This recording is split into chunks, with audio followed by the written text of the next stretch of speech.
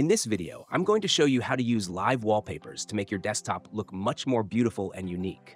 To do this, just open your browser and type "Download My Live Wallpaper" in the search bar. And all you need to do is open this website. To download the app, simply go to this section. And to download it, just click the Download button.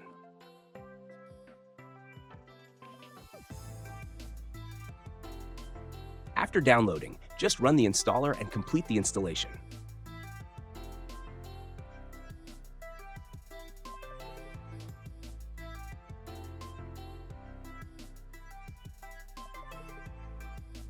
Here, we just need to download a live wallpaper.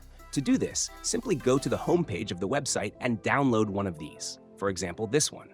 This wallpaper is like this. You can run it and see how it looks. To download, simply click on the Download button. After it's downloaded, I'll move it to the desktop. And then we just need to extract this file.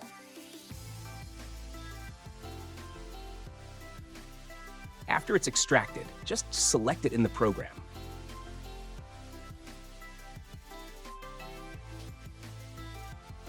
It's that easy to use a live wallpaper on the desktop.